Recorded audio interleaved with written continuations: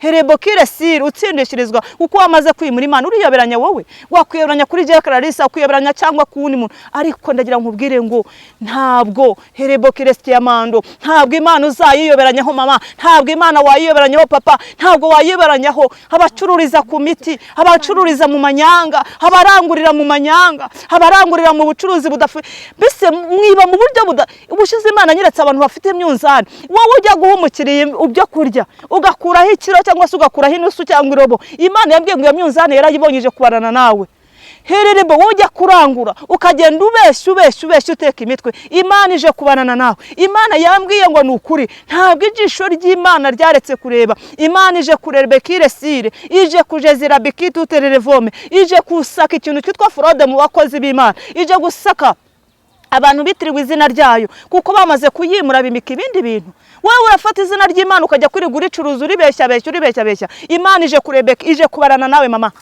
Imana irakubwiye aka kanya, Uwiteka yavuganye nawe ngo nanjye nicyo gituma mvuga nti sinzabirukana imbere yawe. Imana irirahiriye ngo nutava mu byangwa n'amaso y'Imana, ureke ubusambanyi, ureke ubweskoro, ureke kubeshya, ureke kujya mu bapfumu, ureke kwirwanirira.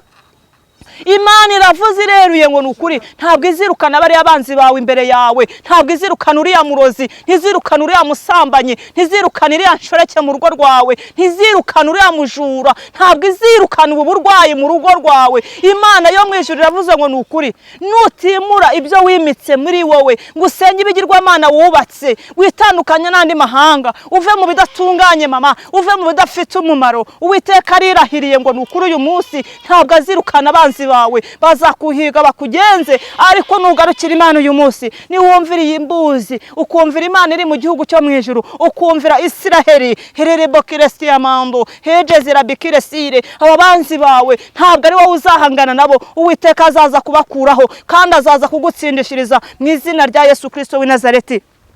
Haleluya. Aho ngo ntabwo abanzi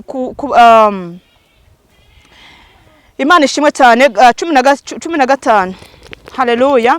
Aho bajyaga hose Uwiteka yabatezaga ibyago nkuko yabibabwiye,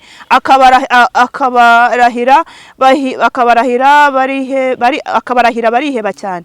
Ureba aka kanya bamwe basiga bavuga ngo Imana yarabataye, Imana ntigikora, Imana ntabwo ibyo yavuze izabisohoza. Benshi barihebye bameze nk'imfubyi, ariko Imana uko yari kera n'isani kwikiri. Haleluya. Nta jambo Imana yavuze ngo rijye rihera, ijambo Imana yivugiye ubwayo nepo. Ni ijambo nge nirebeye. Imana iraririnda, ikarihagararaho, ikarindana n'uwo yarisezeranyije, ikarisoza mu gihe gikwiriye. Haleluya. Ngo Abisirayeli ngo bariheba, ngo bamaze kwiheba, ngo bibwira ko Imana yageze gute yabataye. Ntabwo Imana yagutaye mama, ntabwo Imana yagutaye papa, ntabwo Imana yataye itorero, ahubwo nitwe twayimuye tujya kwimika bya bindi byose. Si ngombwa kubirondwa, ariko aho wabyimuriye urahazi, aho wimuriye Imana urahazi, uyishakana umwete, kuko yavuze ngo abashakana umwete nibo bazagira gute, nibo bazambona. Aho wimuriye Imana iragize gute urahazi, nanjye aho naba narayimuriye ndahazi. Imana yacu nidutabare. Abisirayeli bagira gute ngo bariheba, baravuga ngo Imana yarabataye. Data batwese Imana uko yari kera na n'isaha data niko akiri, nta gacu ko guhinduka jyagenduka kuwiteka. Ijambo Imana yivugiye ubwayo igira irindi karisohoza. Nta jambo Imana igivuga ngo rihere. Ni Imana inesha, ni Imana ibeshaho, ni Imana ikora ibikomeye, ni Imana isoza amasezerano, ni Imana ni Imana yubaka ingo, ni Imana itanga amafaranga, ni Imana itanga akazi, ni Imana ishobora ibintu byose. Nta kibasha kurogoya umugambi w'Imana. Ijambo Imana yivugiye ubwayo igira irindi karihagararaho, ikarisoza mu gihe gikwiriye. Halataku warabikire Stiamando kugeza Herebokire Sire. Ngo Abisiraheli ngo bagejeje igihe nepo, abanzi kuhagarara imbere y'abanzi babo bibananira. Bari baramaze kwimura Imana. Umuntu wese yamaze kwimura Imana, akimura Imana, akimika bya bindi by'ibigirwamana byose. Ntabwo ibigirwamana ari by'abapfumu cyangwa abarozi n'ibindi. Ikigirwamana cyabakazi, ikigirwamana cyaba ni byinshi. Nawe urebe ikigirwamana akakanya wimitse muri wowe, wimura umwuka w'Imana, wajya kugirana ubusabane n'Imana, ukagirana ubusabane na Mwuka Wera, ukagirana ubusabane n'ijuru, ijuru rikaguhamiriza. Imana ikamanuka ati mwana wanjye, uheruka kuvugana n'Imana ryari? Uheruka umwuka w'Imana ryari mama? Uheruka kugirana ubusabane n'Imana ryari papa? Uheruka kugirana ubusabane n'Imana ryari?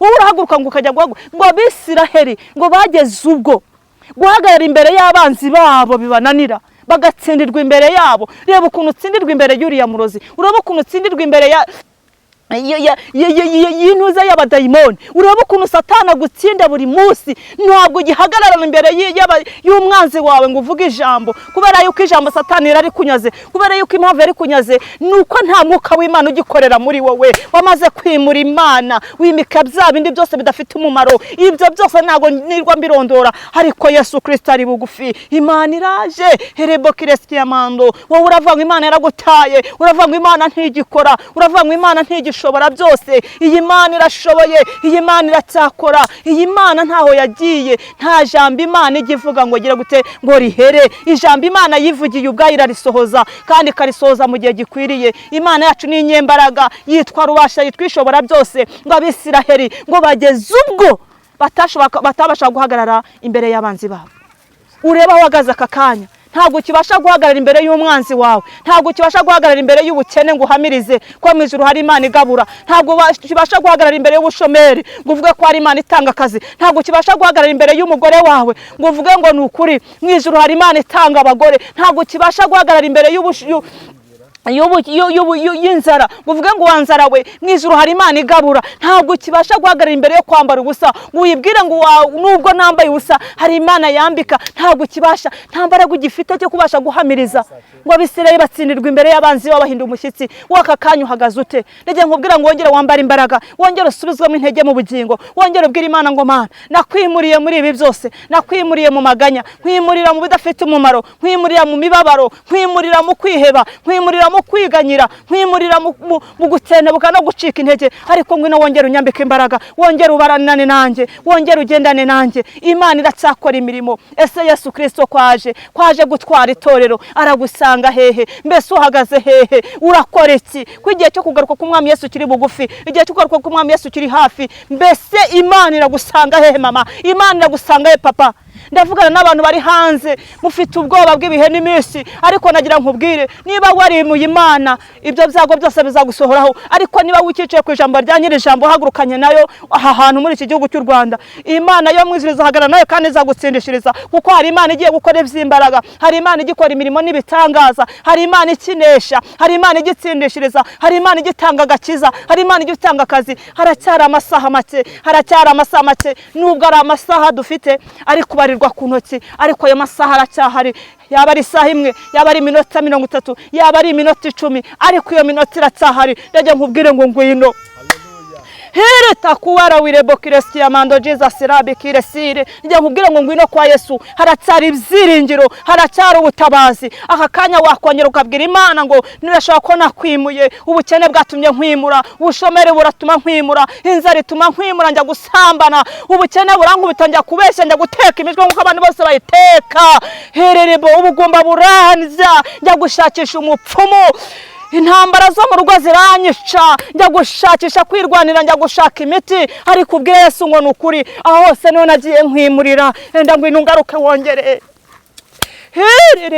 Herebo kireskiyamando, wongere usubize intege mu bugingo bwanjye. Imana yacu nidutabare. Wa mukobwa birashoboka kubukumi bwakuriye, ugashobora kwirwanirira, kuba wajya gusambana, kuba watanga amafaranga ku basore, ibyo bintu ukaba warabikoze. Rero nkubwire ngo wongere ugarukire Imana. Mu ijuru hari Imana ifite abasore, mu ijuru hari Imana igikora amakwe, mu ijuru hari Imana igitanga abana mama. Nubwo umaze igihe kirekire nta rubyaro, umaze igihe kirekire ubwira Imana ngo Mana uzaza ryari umpe guheka. Itangazo ngo utangarije uyu munsi ngo niwongera kwimura biriya byose ukimika Imana rurema yawe, Imana irazi guha umwana, iguhe konsa, iguhe guheka. Ni Imana itarobanura ku butoni, yampaye guheka ikamakonsa, yitwa Ishobora byose, nta kibasha kurogoya umugambi w'Imana. Ndajya nkubwire ngo wumve iby'iri jambo, nyiri jambo yavuganye nawe ngo Abisiraheli ngo baracogora bacika intege, ngo babona ko Imana yabataye, mbese ku buryo ngo bageze igihe bahagarara imbere y'abanzi babo, abanzi babo bakabanesha. Njya nkubwire ngo uyu munsi ugarukire Imana mama. Aho wimuriye Imana urahazi, aho wagendanye n'abadayimoni urahazi, aho wisanishije nabo, aho wagendanye n'abanyamahanga bakakwigisha indi mico, aho wiganye abanyamahanga bakakwigisha kunywa inzoga, bakakwigisha gusambana, bakakwigisha kujya mu barozi no mu bapfumu, aho kugira ngo nucinzira ugacinga uzabona ibi. Ugarukira aho ngaho. Imana yo mu ijuru iragukeneye, aho wimuriye Imana, aho hagiye ikigirwamana niho hari urusengero rw'Imana, aho hagiye icyo kigirwamana niho hari inzu y'Uwiteka, aho icyo kigirwamana cyicaye niho hari inzu ya nyir'inzu. Uwiteka Imana aragushaka, wongera ukuri wiyambura ibyo byose, ukuri ibyo byose muri iyo nzu yawe yabaye amatongo, wongera ugaruke ubwira Imana ngo Mana mu gahe gato gasigaye, mu gihe numva uje gutwara itorero, wongera uvugane nanjye, wongera ubane nanjye. Imana izakugirira neza. Imana yacu nihabwa icyubahiro. Mwakira neza ijambo ry'Imana. Imana yamwishyura baha umugisha.